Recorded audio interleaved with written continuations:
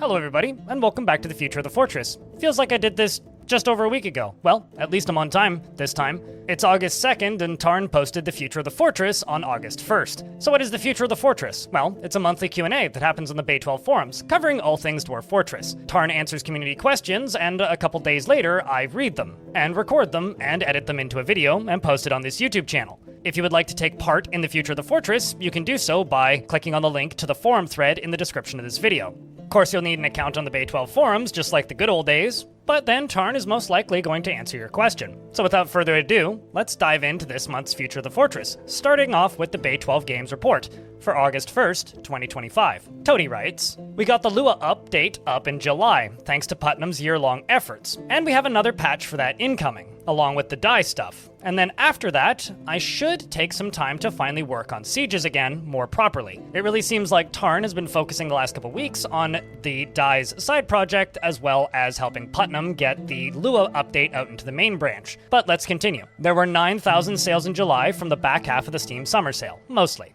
Let's dive into the Future of the Fortress questions. The first one comes in from the Flame52, and they write, "When you were in the process of creating an adventurer, where is that data stored? Is it all stored in tables as separate data, or are we building a new character that's just floating in the void?" And Tarn's response is, there are character sheet data structures that get turned into a creature later. The next question comes in from a Spatula66, and they say, "Are goblins intended to be seen as inherently evil or malicious as individuals? I feel like the game is inconsistent about this. They are tagged as evil and described as evil, and have violent and sadistic personalities, but they don't really totally act the part, and are fully capable of having good values and ethics, and people in the game don't really see them or treat them as evil."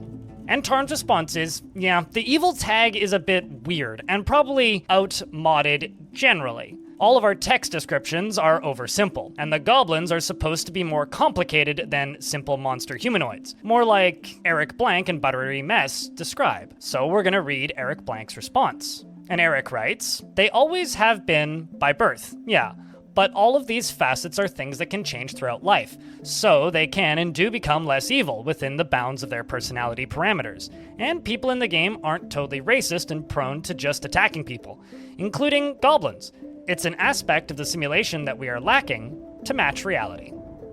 And a longer question from Pretty Relic, and they say, "Hey Tarn, longtime fan and player here. Do you think Fort Mode could ever see a position like a historian or record keeper? I mean, a position that writes summaries of sieges, an industry, and so on. We could have a yearly summary of how many bars of steel were produced, who the Dwarf of the Year was, and how many fell in the siege, and who slew the enemy general, who was the giant who came here, and how terrible were his previous deeds. Combat is chaotic to follow, but intricate. I think the amazing details should be brought up front and displayed. It's hard for new players and sometimes even veterans to keep track of who is who in a large fort, so reports that display some of your amazing dwarves and their feats would make you attached to them more, instead of just being worker ants. The summaries could also give context, how you're in a larger world, to the layman. If they describe who attacked you and why, and when these summaries are done, your scribes could make them into an actual book for your world."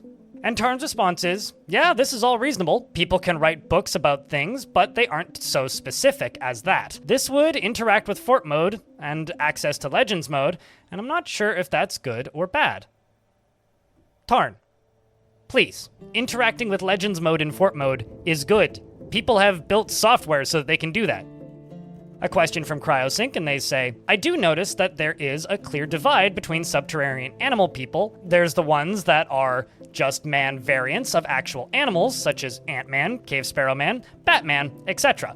And then there are the more ambiguous, is not representing a specific animal and stated to be the evil serpent man, rodent man, or reptile man, or amphibian man. Do you think there will be more clear distinction between these two groups once underground people are more refined a bit?" And Tarn's response is, yeah, I think so. Once we get into the underground map stuff after the sieges, it feels likely. A question from The Marmot, and they say, "Are the new graphics for broken stuff going to be used in abandoned forts? The broken doors instead of doors left untouched? for example. And Tarn quotes DPH Kraken, so I will read their response first. And they say, items already track damage and wear, so that would be able to hook things together between the visuals and the simulation. Ruined towns would also be very atmospheric with debris and clutter.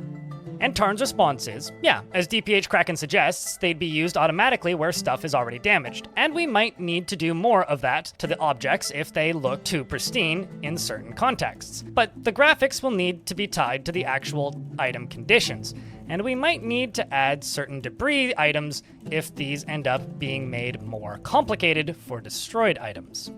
And the Marmot has a follow-up question, and they say, will we be able to fix broken stuff, or will we have to replace it? And Tarn's response is, it's going to become more and more attractive as a feature as the garbage is added. I'm not sure if we'll get to that or not.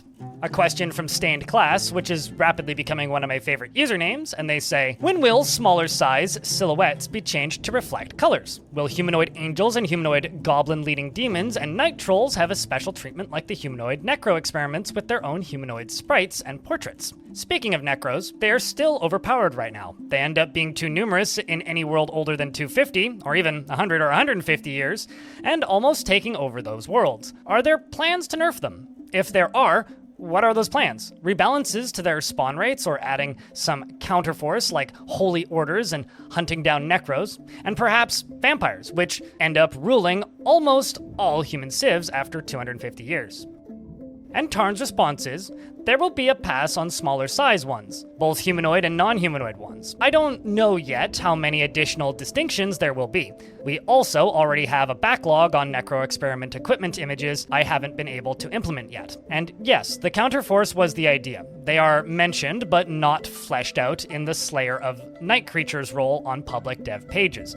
It's tangentially related to the upcoming temple defenses as well. Hopefully this will all start to come together in a wholesome way. Buttery Mess has a question which is quite dense. Let's read through it. This may have been asked many times before, but is the intention with the map rewrite to simulate realistic geological formations as the default, and therefore, will iron become more abundant, metal over all others? Or is it the intention for metal or abundance to be gamified so that there is a clear progression with objectively better materials being rarer? Additionally, I learned embarrassingly recently how important the water cycle is to the isolation of useful elements in the crust, and that's why iron deposits are usually found in sedimentary layers. Would ores be easier to find in sedimentary deposits, and is the intention to create prehistorical geological simulation to place the sedimentary deposits correctly? We're anticipating a fantastically.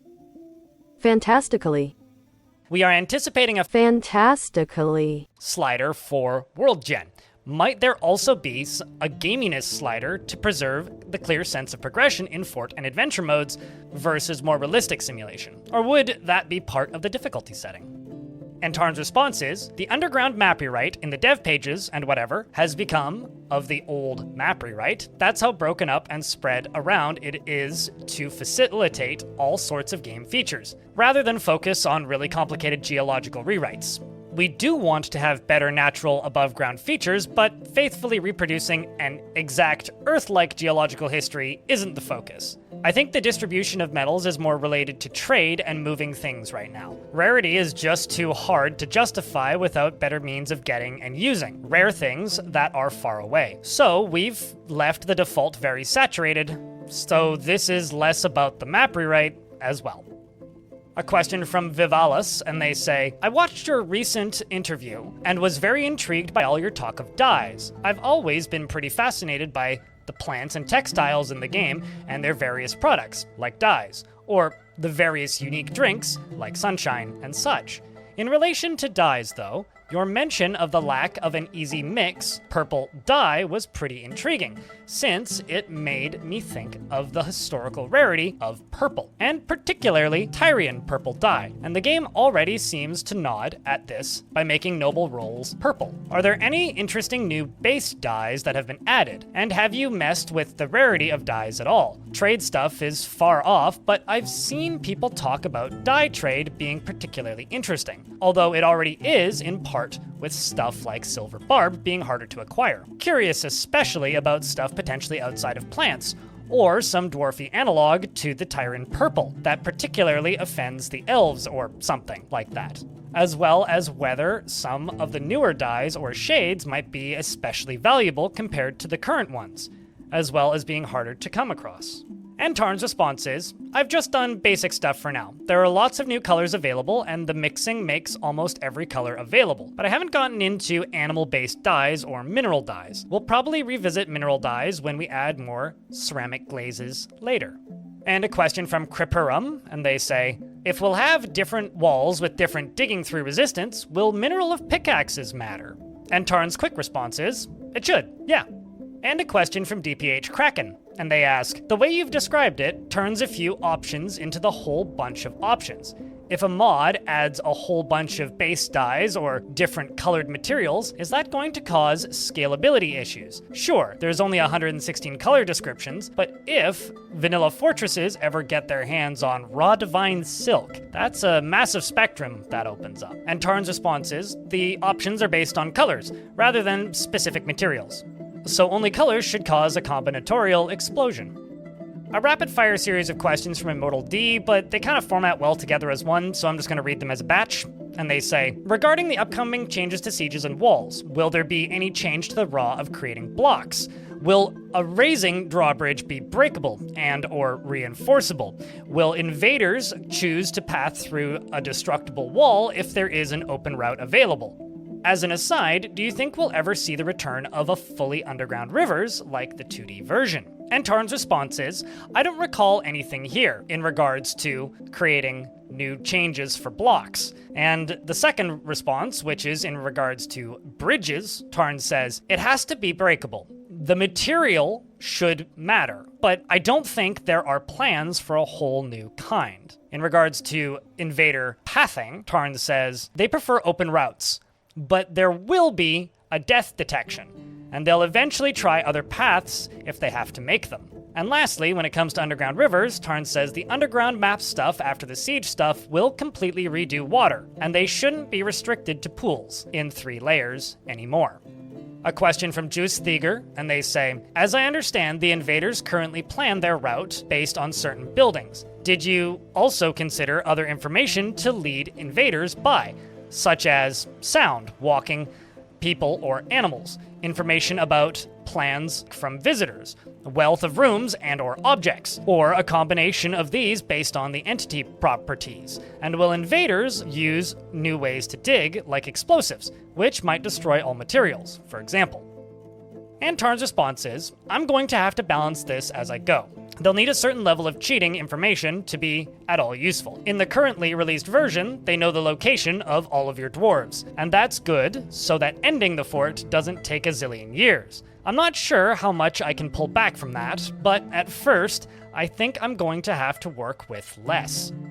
In regards to explosives, Tarn says, we've considered adding things like this, and it's still possible. I'm not sure if they'll be magical or if it's finally powder time. Also, I'm not sure if they'll go in this time.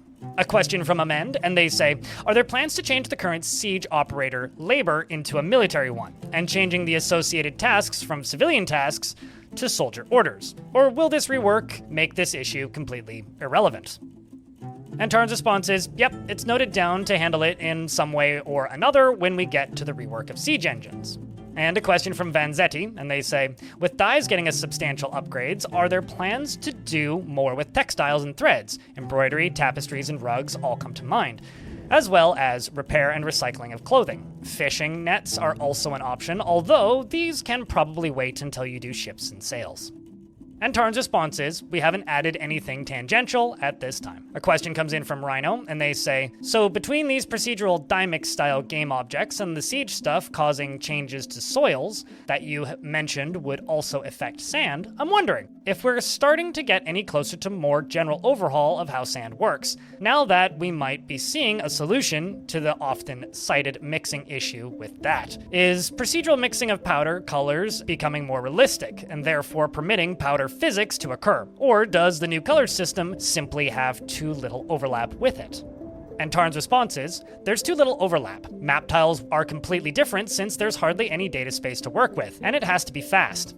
And a question from B Diamond Shaker, and they say, following the range changes, how are you thinking of approaching tweaking melee combat? Could we see things like smarter dodging, so fighting on bridges is a bit safer, mounted combat, formations, etc.? Or is it a bit more in line with the army arc stuff?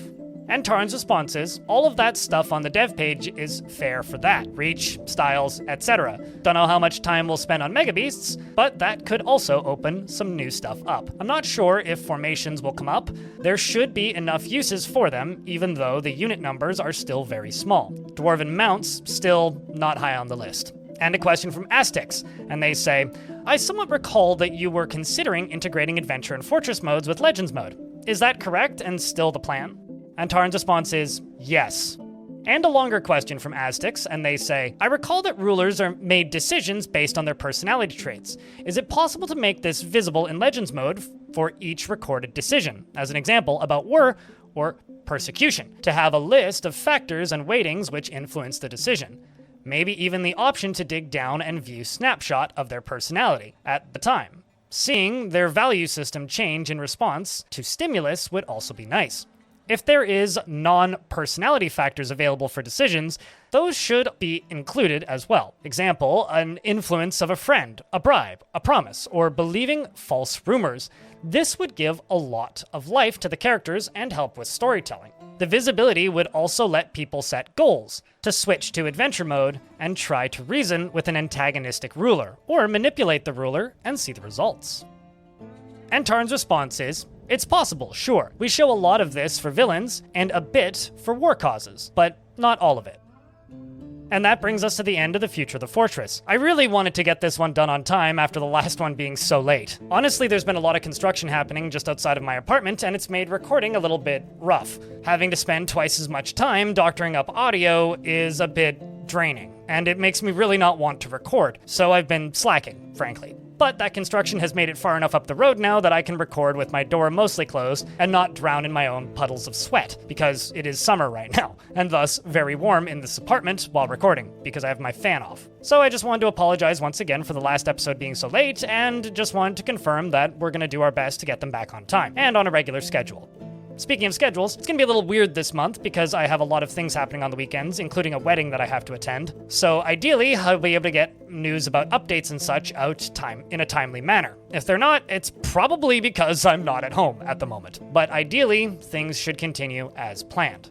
I'm working on a follow-up to my most viewed video of all time, so keep an eye out for that. And I just wanted to say thank you real quickly to everybody who continues to watch these videos and helps to keep this channel funded with YouTube memberships and whatnot. It really does mean a lot. Thank you very much for watching, and I hope to see you in the next one.